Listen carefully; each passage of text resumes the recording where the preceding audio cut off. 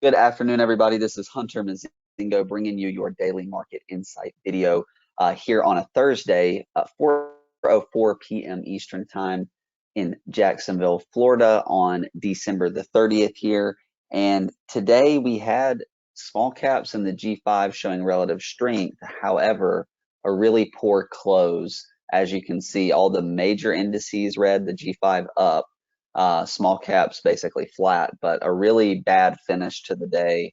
Had a pretty constructive day for the most part up until the last 30, 40 minutes or so. So we're going to get into that here in a second, and whether or not that's really bad, or if in the grand scheme of things it looks more like just a consolidation for the S&P and the Qs. And additionally, we're going to look at a chart of one of my favorite restaurants, one of Tim's favorite restaurants. We've talked about the company a good bit, and we do own it in Protection. We're going to look at that chart because I do think it's still at a really attractive risk reward level. So let's get into it. What just happened? Like I said, weak close, but we did see the small caps and the G5 show relative strength.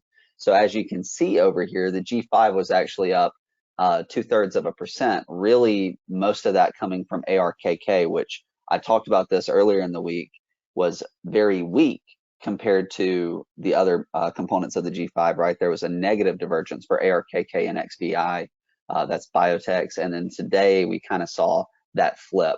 So G5 actually green, the S&P down 0.3%, Qs down 0.3%, Dow down 0.25%, mid caps down 0.3%, and the Russell 2000 just slightly down, like I said.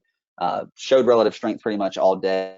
It did end up finishing better than the other indices, but not a positive close, to say the least. I think small caps were up roughly 1% when things were kind of at their best today. The S&P and the Qs up closer to like 0.3, 0.4.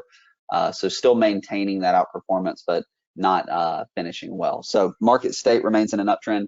There is also no changes to the trend gauge for the time being. Small caps, once again, trying to get back over the 200-day.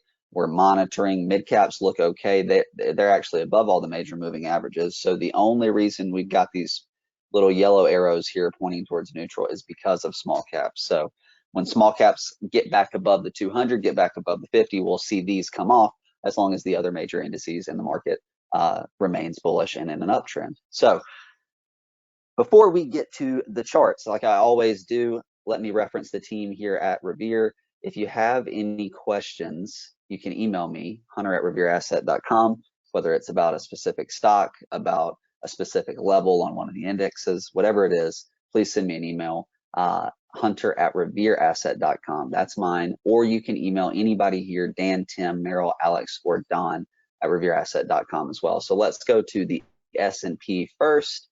And like I said, we did not finish well, so closing at the bottom of the range. I know that's kind of hard to see there, but really just going sideways here at this 476 to 478-ish range on SPY after the strong move up. So the moving averages are starting to catch up. We've got the 8-day now caught up pretty much to the 473-ish pivot. We've got the 21 starting to move up towards that 470 level. So these moving averages starting to catch up. The S&P basically going sideways, not really making a definitive move either up or down over the last couple of days, which is pretty normal after this sharp of a move up to see some type of digestion. And really that's the same thing you see here on QQQ. And granted, it's not at all-time highs like the S&P, but consolidating right here on this 400 level, which is imperative. We talked about that earlier this week. This 400 level, very important. I would assume by around tomorrow that 8-day is going to be getting pretty close to the 400 level. It's around 398 right now, 21 around 395. So same as with SPY, we're starting to see those moving averages move up as long as they can continue to at least go sideways in the interim.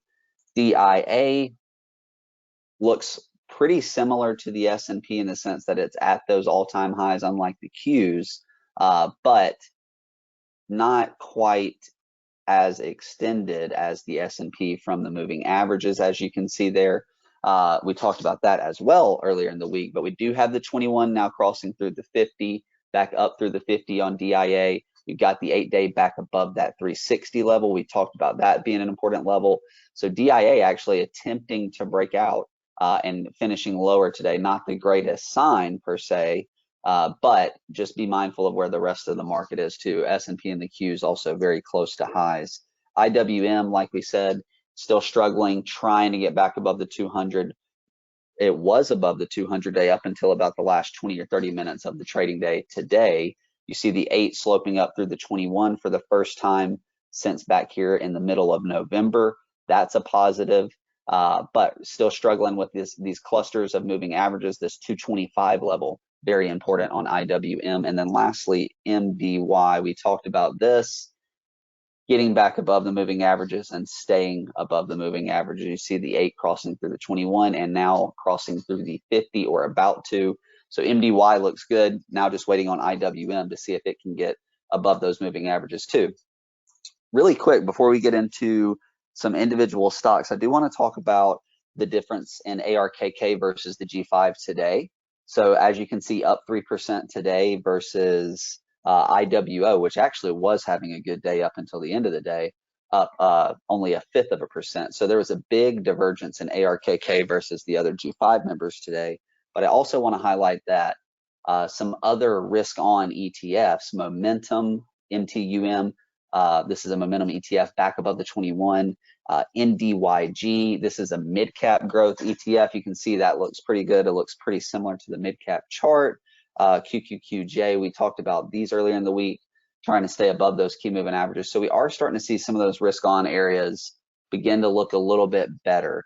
And ARKK and biotechs helping that a little bit, trying to make up for some of their negative divergence that we talked about earlier this week. So let's look at some of the stuff that actually had really strong days. And some of this is going to look like garbage. And that's because it has been for the last couple of months or even for the better part of this year.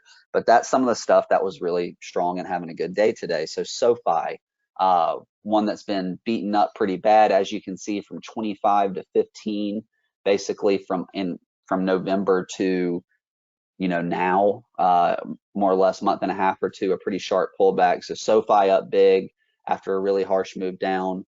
Upstart and Affirm, two of the fintech darlings, both having rebound days today, trying to stay above that 8-day moving average, as you can see there. Upstart up about 5 or 6%, Affirm around the same, I believe. Sorry, let me get this up here for you. And you can see both of these, or all of these that I'm about to show you, Affirm, Upstart, Roblox. These aren't the greatest looking charts, but they are what was green today. A lot of the stuff that has more constructive charts that has been leading, which is a lot of what we own in Growth Action. Actually, it was taking a breather today, and we're going to look at that in a second too.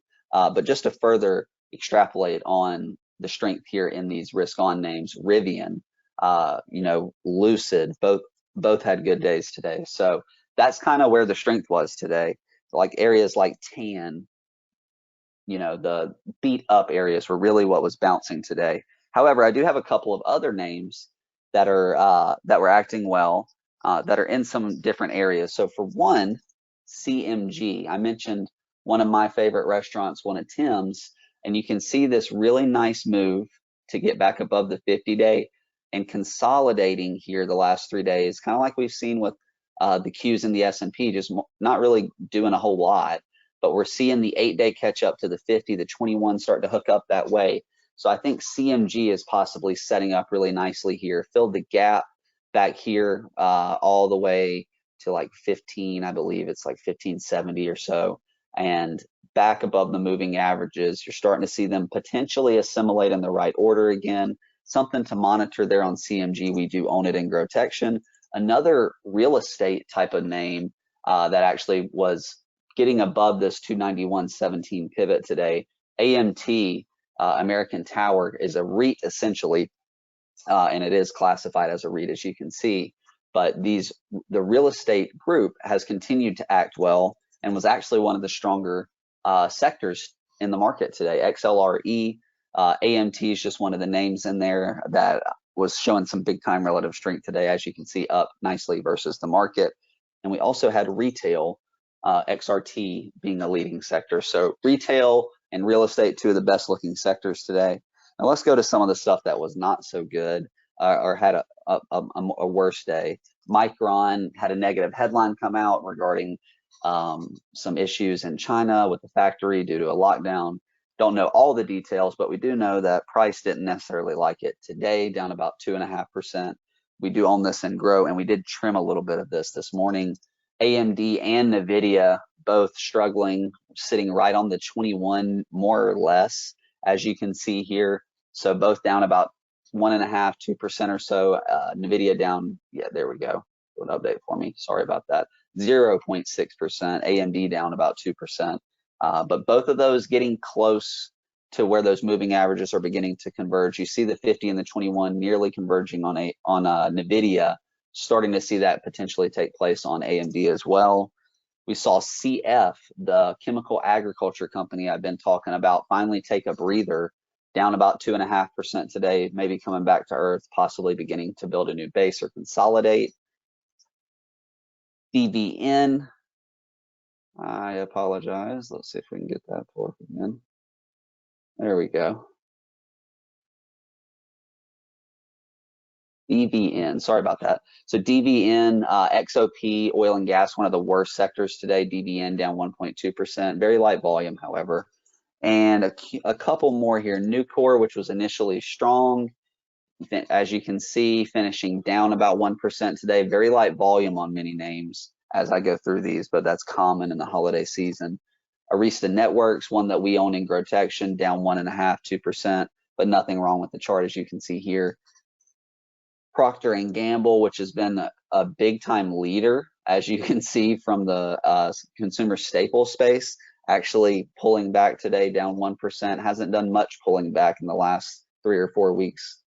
And last couple here, I mentioned XOP having a tough day. CPE, one of the most volatile names in the oil space, down 6% today.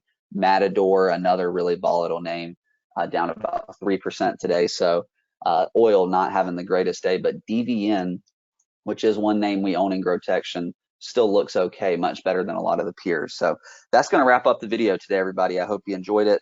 If you have any questions, send me an email. Otherwise, you guys will see me on the podcast. I believe Don has tomorrow's video, and I will see you guys next week. So hope you all had a great 2021. Looking forward to 2022 with all of you. Thanks.